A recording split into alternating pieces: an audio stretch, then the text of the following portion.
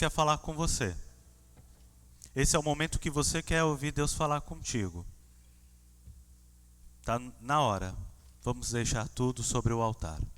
Pai, obrigado, Deus, por saber que eu posso entregar tudo sobre o altar. Em nome de Jesus, Pai, há coisas dentro de nós, há anseios, há dúvidas, há sonhos, há temores, há desejos, há tantas e tantas coisas dentro de nós, Pai. E nesse momento queremos deixar tudo sobre o altar. Porque nós queremos ouvir a Tua voz. Acreditamos que o Senhor tem coisas para falar conosco.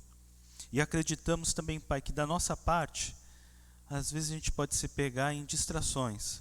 Então nos ajude, meu Pai, nesse momento, focar na Tua voz. Fala conosco, fala com Teu povo. Obrigado, Deus, pelos dízimos e ofertas trazidos até o gasofilácio. Eis-me aqui Teu Filho, e eu peço, usa a minha vida, em nome de Jesus. Amém. A igreja pode sentar? Amada igreja, nós estamos numa série de mensagens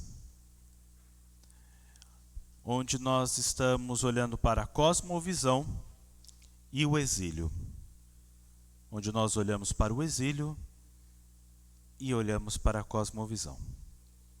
E hoje nós vamos ver uma questão fundamental, que ela foi até levemente abordada no primeiro encontro, que é o fato de que nós vamos nos posicionar. Hoje eu quero falar com você que diante das distorções, na verdade, que nós vemos no nosso dia a dia, nós não vamos nos prostrar. Para tal, é importante a gente se lembrar, o que é cosmovisão? Cosmovisão é uma narrativa que ela é abrangente e ela molda como nós enxergamos o mundo, como nós vivemos no mundo. Quando nós falamos de uma cosmovisão cristã, o que é que nós estamos buscando comentar?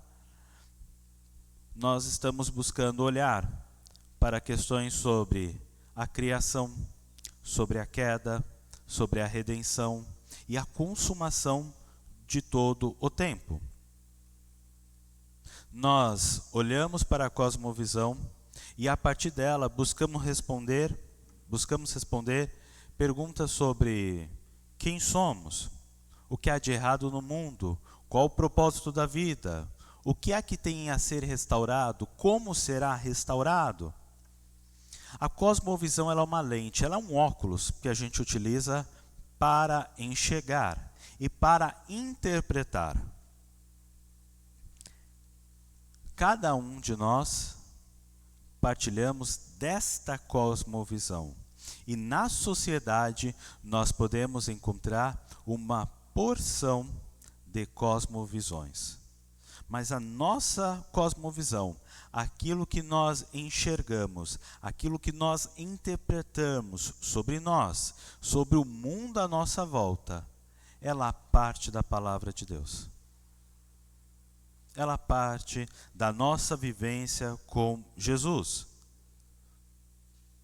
Nós utilizamos isso para descrever, para mostrar como o mundo é. Nós temos a palavra de Deus para nos orientar. Ela é normativa e ela é missional. Ela move a cada um de nós para compartilharmos com as pessoas a nossa cosmovisão, aquilo como nós enxergamos e aquilo como nós interpretamos a vida, a sociedade e quem somos. Bem, diante disso, dessa recapitulação, eu estou propondo para vocês hoje a gente pensar sobre distorções. Quais são as distorções que nós encontramos hoje? E aí, meus irmãos, eu quero comentar com vocês que assim, não tem uma distorção que ocorre hoje e não vai acontecer daqui uma outra era. Elas podem se manter. Mas a gente pode perceber que, de geração em geração, as mudanças que nós vemos na sociedade, as mudanças que nós testemunhamos no nosso planeta, mostram para nós que era após era encontramos distorções diferentes. A distorção é algo que busca tomar o lugar de Deus. A distorção é algo que reivindica para si o lugar que é somente de Deus. Uma posição, um lugar que é somente dele, e algo, alguém, uma instituição tenta tomar para si. Outra questão que explica o que é a distorção é algo que deturpa o significado daquilo que Deus criou. E Deus criou tudo. Então, quando nós partirmos, depois de Gênesis capítulo 1, nós vamos encontrar diversas distorções. Diversas. Porque entrou o pecado, entrou o mal na humanidade, e a partir deste momento, nós testemunhamos distorções. E eu acredito, meus irmãos, que a distorção por si própria, a distorção para você comentar sobre ela, a distorção para você falar o problema dela, é algo muito fácil. Qualquer um de nós podemos sentar e começar a criticar diversas coisas que para nós não faz sentido, seja a partir da Bíblia ou não. Seja a partir da Bíblia ou não. A grande questão, o grande perigo da distorção está no fato de nos acostumarmos com elas. Desculpem. De nos acostumarmos com elas. Aqui está o grande perigo. O grande perigo é passar uma distorção por nós, entrar na nossa vida e a gente nem notar. Este é o grande perigo. Este é o perigo para mim, este é o perigo para você, este é o perigo para toda a criação. Se a gente for lá para a queda, na hora que Adão e Eva estão ali, estão provando do fruto, eles esqueceram da distorção. Eles se entregaram para a distorção. E só perceberam a distorção porque dentro da queda há uma grande ruptura que eu e você não passamos por ela. Adão e Eva conheceram um mundo sem pecado. Eu e você não. Então eles caem em si porque eles se olham e veem que estão nus. Então são as únicas pessoas que diante da distorção viram ela passar, não viram ela chegar, mas viram ela passar e caíram no erro. E viram naquele momento. Então há um grande perigo para nós. Há um grande perigo para nós quando a gente incorpora, internaliza distorções. E qualquer um de nós estamos suscetíveis a isso. Eu acho que às vezes a gente focou tanto na banalização da sociedade, na banalização das relações, das instituições, sejam elas quais forem, e a gente perdeu de vista distorções que estão dentro de nós, que podem estar dentro do nosso lar, dentro da nossa igreja, dentro do nosso escritório, dentro do nosso consultório, dentro da nossa empresa. Porque foi muito fácil olhar para fora e encontrar as distorções de lá. Mas foi difícil olhar para dentro de nós. E continua e sempre será difícil olhar para dentro de nós. Por isso que a palavra de Deus fala, olha, toma cuidado com o cravo que está nos teus olhos, antes de apontar o erro do outro. E é um cuidado que nós precisamos ter antes que a gente se perca de vez. como aconteceu com o povo de Israel, como aconteceu com grandes personagens da Bíblia e como aconteceu com grandes pessoas ao longo das gerações. Não podemos, igreja, baratear a nossa fé. Não podemos esvaziar seu significado. Não temos o direito de fazer isso. Não temos. Não podemos esvaziar o sentido da relação do Criador com a sua criação e vice-versa. Vamos dar uma olhada em Daniel, capítulo 3, versículo 15 a 18.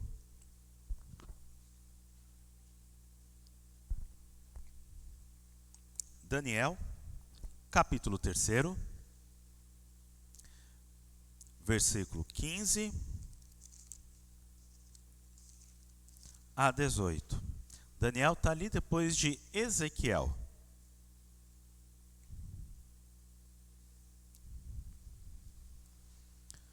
Daniel, capítulo 3, versículo 15 a 18. Vocês encontraram aí? Vou esperar mais um pouco. Finalzinho do Antigo Testamento. Você está mais perto do final do que do início. Tá bom? Ok? Agora, pois, estáis dispostos, e quando ouvirdes o som da trombeta, do pífaro, da cítara, da harpa, do saltério, da gaita de foles, prostrai-vos e adorai a imagem que fiz. Porém, se não adorardes, sereis no mesmo instante lançado na fornalha de fogo ardente. E quem é o Deus que vos poderá livrar das minhas mãos? Responderam Sadraque, Mesaque e Abidnego ao rei: Ó Nabucodonosor, quanto a isto, não necessitamos de responder. Se o nosso Deus, a quem servirmos, quer livrar-nos, ele nos livrará da fornalha de fogo ardente e das tuas mãos, ó rei. Se não, fica sabendo, ó rei, que não serviremos a teus deuses, nem adoraremos a imagens de ouro que levantastes. Até aqui. Nabucodonosor, ele deu ordens. Ele deu ordens para que ao som das trombetas, das flautas, das cítaras, liras, harpas e até de outros instrumentos, que todos deveriam se ajoelhar.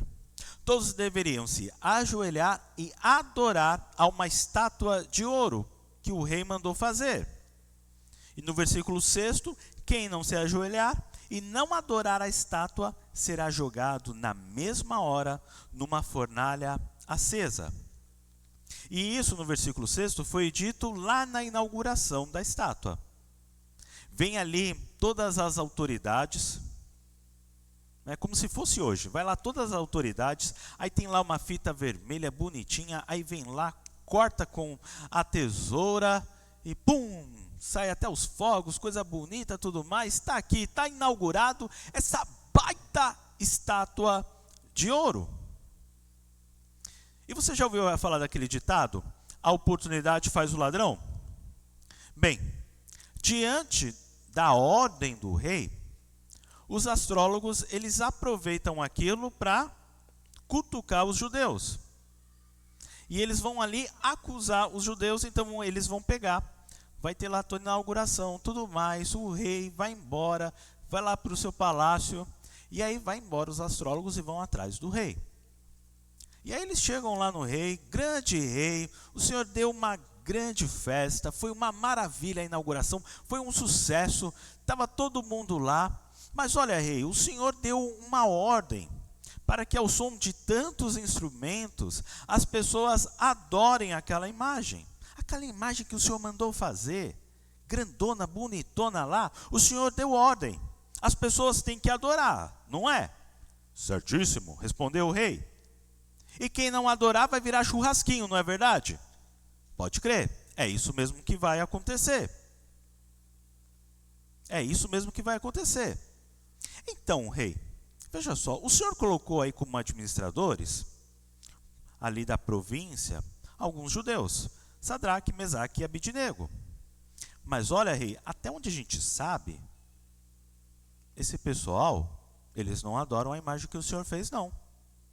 Rei, a imagem que o Senhor fez, grandona, bonitona de ouro, eles três, até onde a gente sabe, até que prove o contrário, eles não prestam culto ao seu Deus. Olha, rei, eles não adoram a estátua de ouro. E o texto bíblico vai dizer para nós que o rei fica uma fera. O rei, meus irmãos, o rei fica uma fera. E ele manda na hora, tragam os três até aqui. E é o rei que interroga eles. É o rei. E naquele momento, eles fizeram uma declaração de fé. Eles falam: rei, nós não vamos negar. É isso mesmo que acontece. Nós não adoramos. Nós não vamos nos prostrar. Rei, nós sabemos as consequências. Nós somos inteligentes e a gente sabe as consequências de tudo isso. E a gente percebe essa fala, porque eles falam para o rei: olha, a gente sabe, você vai jogar a gente na fornalha, e se Deus quiser, nós vamos passar ilesos. Se não, a gente vai morrer. E está tudo bem. Está tudo bem, porque Deus continua sendo Deus. Ele continua sendo o nosso Deus. Mas saiba de uma coisa, rei, nós não vamos nos prostrar. Para quê, meus irmãos? O rei ficou mais bravo ainda. E o texto vai dizer para nós que o rei dá ordens para jogar mais lenha, para jogar mais produtos, para que a fornalha fique mais quente. O texto vai dizer que a fornalha fica 7 vezes, preste atenção, a fornalha vai ficar 7 vezes mais quente. Eles foram amarrados e depois jogados na fornalha. Então eles não foram empurrados simplesmente, não passaram uma faca neles, uma espada, e depois jogaram para nos seus últimos momentos de vida eles agonizarem no fogo. Não, eles foram amarrados e jogados no fogo, na fornalha. Mas, para espanto do rei, quando o rei olha para a fornalha, ele não vê apenas 3, mas ele vê 4 homens. E rendido ao que ele conseguia ver, ao que ele estava contemplando, ele fala: Sadraque, Mesaque e Abidnego, servos do Deus Altíssimo, saiam daí e venham cá. E a visão deste rei continua. Quando aqueles 3 homens saem, eles saem ilesos. Eu não sei se eles ficaram marcados, assim, sabe, pela sujeira. O texto não chega a dar tantos detalhes. Mas quem sabe, meus irmãos, até limpos, sem cheiro ali do fogo, quem sabe até assim eles saíram. O texto fala, eles saíram ilesos. Meus irmãos, era 7 vezes mais, a fornalha estava quente. A fornalha estava tão quente, que veja só, os soldados que jogaram os 3 na fornalha, morreram com o fogo. Vocês sabiam disso? Vocês já tinham notado isso no texto bíblico? Eu não me lembrava dessa questão. Olha que impactante, olha como estava quente lá. Como estava quente, meus irmãos. Que o Deus de Sadraque, Mesaque e Abidnego seja louvado. Ele enviou seu anjo e salvou seus servos, que confiam nele. Eles não cumpriram a minha ordem, Pelo contrário, escolheram morrer em vez de se ajoelhar e adorar um Deus que não era o deles. E depois disso, o rei dá nova ordem. E a nova ordem do rei é: olha, quem caçoar do Deus destes três será cortado em pedacinhos e suas casas serão destruídas. Por quê? Pois não há outro Deus que possa ser salvo como este.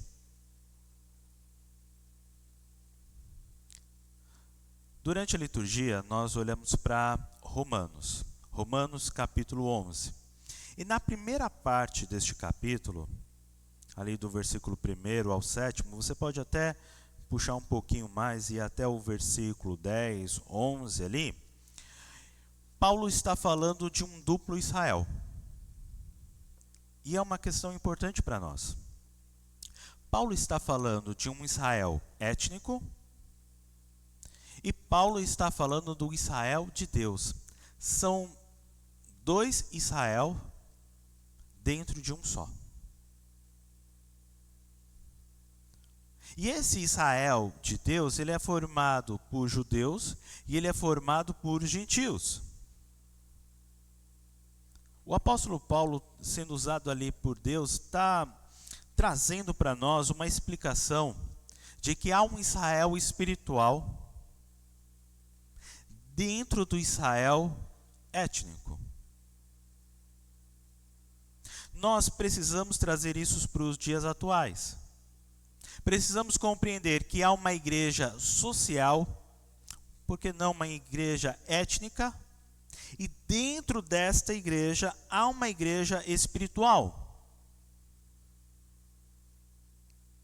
Nós estamos falando de um grupo que crê e nós estamos falando de um outro grupo que não crê. Nós estamos falando de um grupo que verdadeiramente vive práticas, disciplinas espirituais e que verdadeiramente entregou sua vida para Deus. E nós estamos falando de um outro povo que só está na igreja, está fazendo parte. Quando chegar lá o exame do IBGE, vai falar: eu sou evangélico, eu frequento uma igreja. É por causa dessas realidades atuais ou dessa bíblica que nós vemos o povo indo para o exílio. É por causa disso. Dentro de um círculo maior, há um círculo menor, igreja, que a gente aprende na Bíblia de chamar de remanescente fiel. Aqui, o apóstolo Paulo vai trabalhar o remanescente da graça. Pessoas convertidas, pessoas transformadas, que agora vivem uma espiritualidade, prestem atenção disso, não vivem qualquer espiritualidade. Vocês lembram, a gente teve uma série de mensagens sobre convicções, e nós aprendemos, está ali, sobre a oração. Há uma oração e há uma oração no Espírito. Nós precisamos compreender que há uma espiritualidade que ela é sadia e madura. E há um outro tipo de espiritualidade que é totalmente o inverso disso.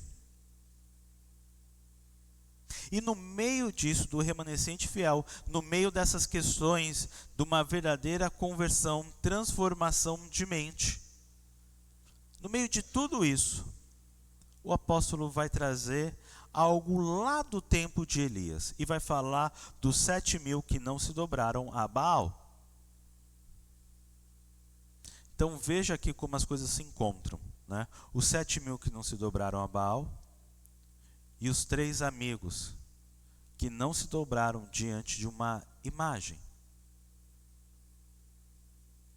Quando a gente pega o contexto bíblico, são essas questões de imagens, de outros deuses, etc, etc. E não necessariamente hoje é a mesma coisa. Estes deuses, eles estão travestidos, ou seja, eles estão com outras roupas, com outra roupagem.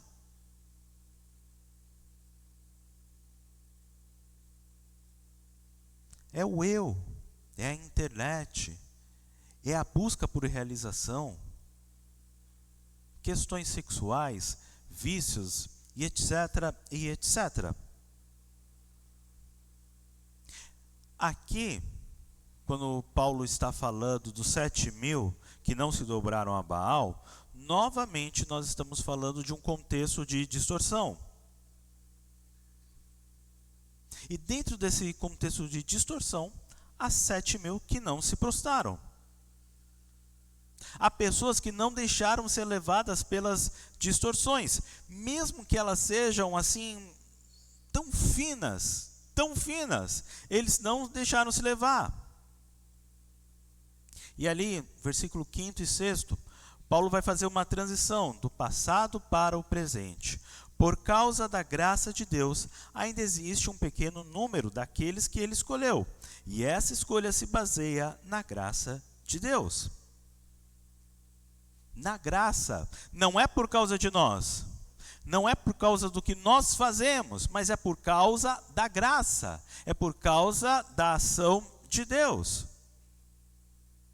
Mesmo que haja rebeldes, mesmo que haja pessoas que se perderam, os filhos de Deus permanecerão por causa da graça. Mesmo que haja um exílio, mesmo que haja um deserto, haverá remanescentes. Haverá igreja. Mesmo que haja incredulidade, mesmo que haja apostasia, ainda haverá os remanescentes. Mesmo que haja uma apatia, mesmo que a fé seja sem obras, mesmo que não haja quebrantamento, mesmo que não haja humilhação, haverá o remanescente. Por mais que haja desobediência, insensibilidade, haverá o remanescente. Haverá 3 amigos. Haverá pessoas que entenderam que sua fé precisa ser uma fé mais do que se fala, mas naquilo que ela vive. Nas suas decisões, diante das distorções. E a gente precisa ter essa firmeza, meus irmãos, que esses 3 tiveram. Ela é importante e nós precisamos trazer para a nossa vida, saber se posicionar. Parece que hoje nós não podemos dizer que nós não concordamos com as pessoas. Parece que hoje nós não podemos dizer para as pessoas, olha, isso não faz sentido para mim. Olha, eu não entendo muito bem isso. A gente perde e está perdendo cada dia mais a habilidade de se comunicar.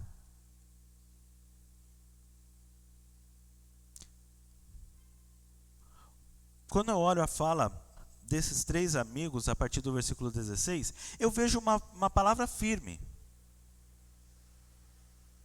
Uma palavra firme. Mas só de alguém que está falando, é assim como eu vejo a vida. É assim que eu compreendo quem eu sou. Esta é a minha divindade.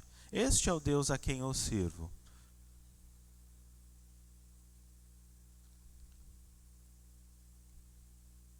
O posicionamento levou eles à fornalha.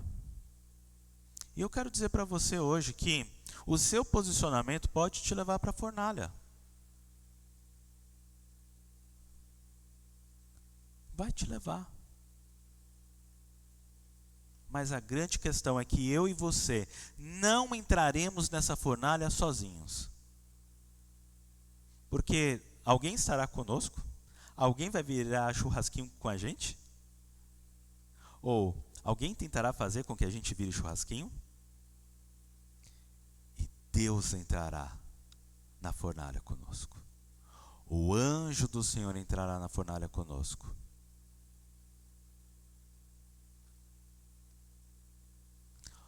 Olha só que importante é essa informação.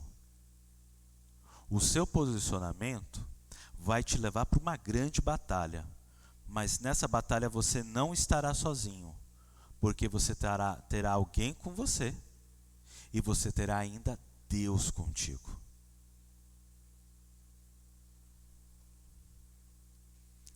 As distorções, igrejas, elas podem ser sutis. Ou elas podem ter 27 metros de altura.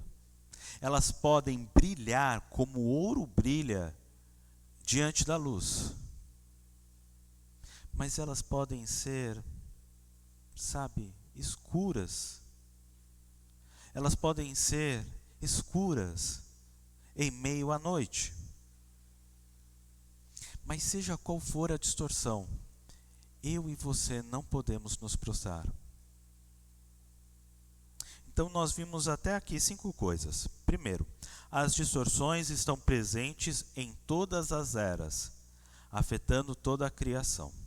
Segundo, as distorções buscam tomar o lugar de Deus e deturpar a sua criação.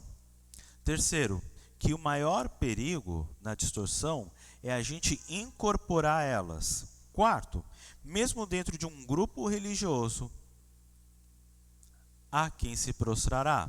E por fim, dentro desse grupo, que podemos chamar de social, étnico, também podemos encontrar uma apatia espiritual. Diante de tudo isso, eu quero propor para vocês 3 pontos reflexivos. A primeira questão, primeiro ponto, a conversão se provará no dia a dia. A gente tem um exemplo do rei. Versículo 29 diz: por isso ordeno que qualquer pessoa que seja qual for da sua raça, nação ou língua, que insultar o nome de Deus, de Sadraque, Mesaque e Abidnego, seja cortado em pedaços, e que sua casa seja completamente arrasada, pois não há um outro Deus que possa salvar como este.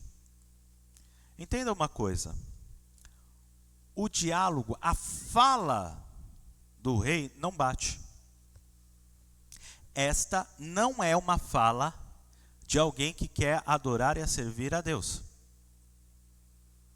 Quer ver um exemplo para você entender bem isso? Situação. Jesus está ali para ser preso. Está ali para ser preso.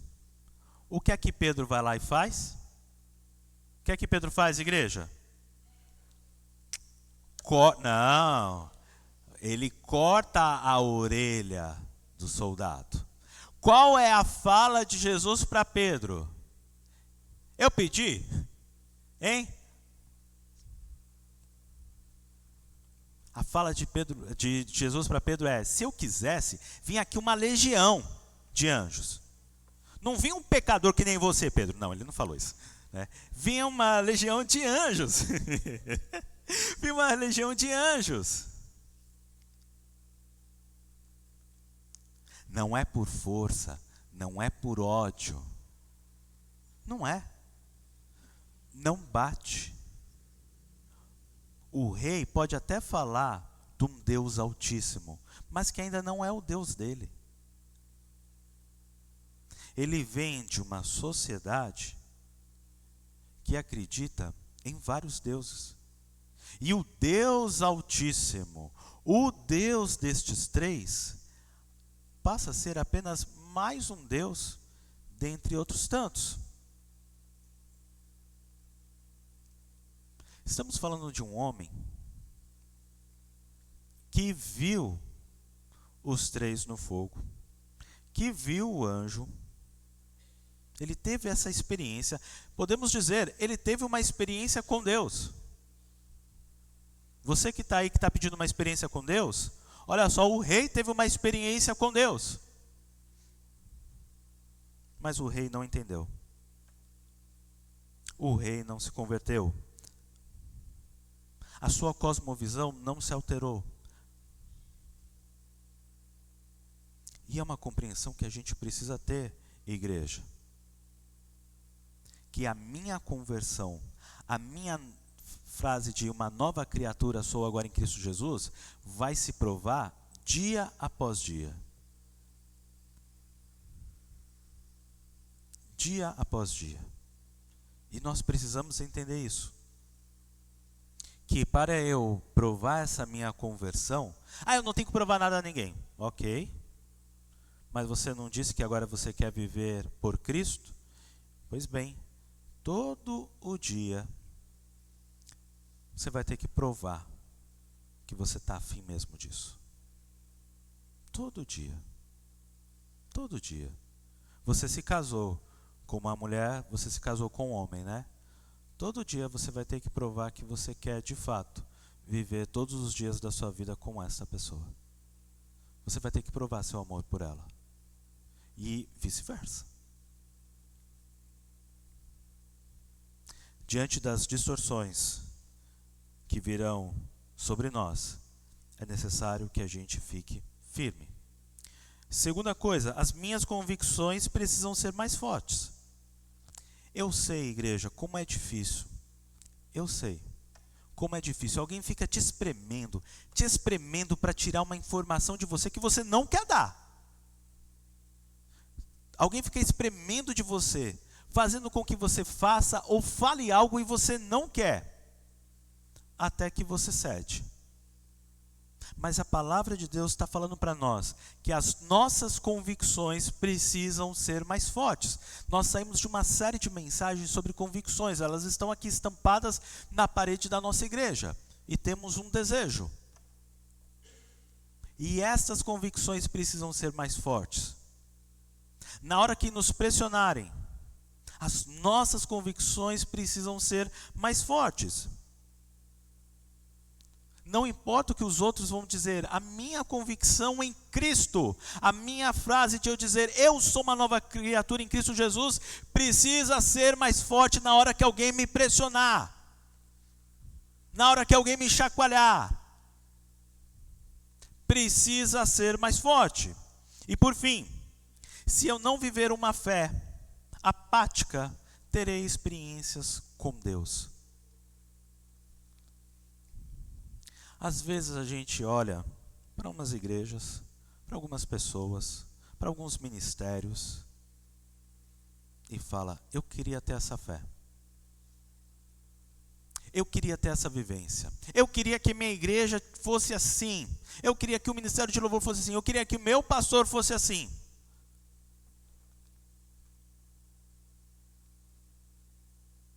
Se nós não vivermos uma fé apática, nós vamos viver grandes coisas, meus irmãos.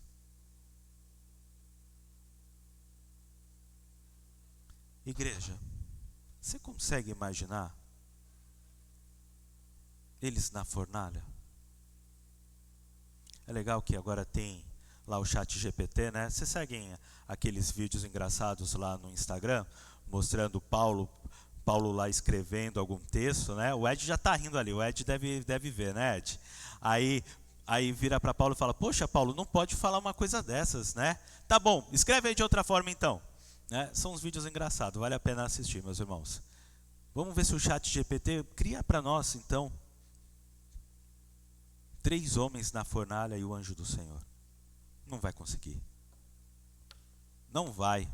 Não sei quem criou o ChatGPT, mas você que criou o ChatGPT, se estiver ouvindo esse sermão hoje, você não vai conseguir. Porque nada consegue descrever o que este homem viu. O texto só fala, ele viu o anjo do Senhor, ponto. Não há nenhuma descrição. Eu quero dizer sobre a tua vida, em nome de Jesus, receba essa palavra. Aquilo que você tem para viver com Deus, nem você vai conseguir descrever. Você não vai conseguir pintar. Você não vai conseguir escrever aquilo que Deus tem sobre a sua vida. Mas para isso, é necessário viver uma fé diferente da fé que vivemos hoje. E eu creio, em nome de Jesus, você se lembrará dessa mensagem hoje. E você se lembrará que, de fato, você não consegue descrever a sua experiência com Deus. Eu desejo isso para a tua vida, meu irmão, minha irmã. Eu desejo que eu e você possamos nos posicionar como estes 3. Eu desejo para você que você tenha a visão do rei, não a conversão dele, mas que você tenha a visão do rei, que você possa ter uma experiência com Deus, que você possa conhecer a Deus intimamente e que isso te transforme. Que isso te transforme. Porque a fé para a qual Jesus nos chamou a viver, é uma fé que confronta a gente e nos leva para a transformação, para que de glória em glória possamos ser mais parecidos com Cristo. Diante das distorções, vamos nos posicionar. E no meio disso, entre o posicionamento e o fim dele, aguarde, porque você terá uma experiência com Deus. Vamos orar. Vamos louvar, desculpem, vamos louvar.